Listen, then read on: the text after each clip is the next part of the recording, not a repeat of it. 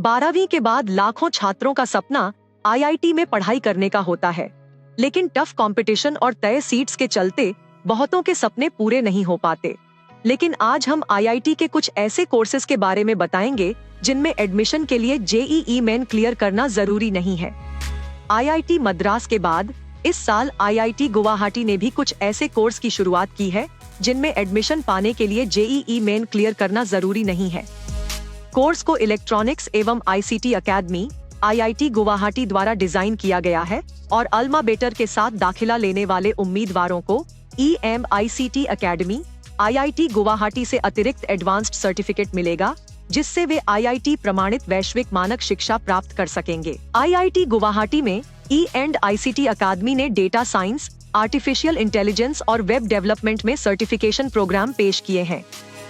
ये E&ICT अकादमी electronics और सूचना प्रौद्योगिकी मंत्रालय और आईआईटी और एनआईटी की एक संयुक्त पहल है। इसका मकसद छात्रों को प्रशिक्षित करना और डेटा साइंस, सॉफ्टवेयर इंजीनियरिंग और अन्य विशिष्ट क्षेत्रों में उनकी रोजगार क्षमता में सुधार करना है।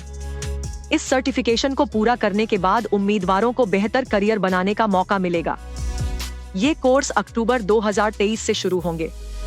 हालांकि इसके आवेदन जुलाई में शुरू हुए थे और फिलहाल बंद हो चुके हैं। आईआईटी मद्रास में भी कई ऐसे कोर्स कराए जाते हैं जिनमें एडमिशन पाने के लिए जेईई मेन पास करना जरूरी नहीं है, जैसे bachelor of sciences in data science and applications, जिसमें एंट्रेंस एग्जाम और जेईई मेन दोनों के आधार पर दाखिला होता है।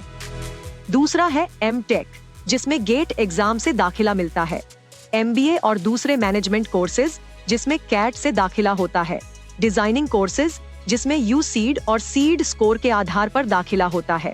एमएससी में जॉइंट एडमिशन टेस्ट के जरिए दाखिला होता है।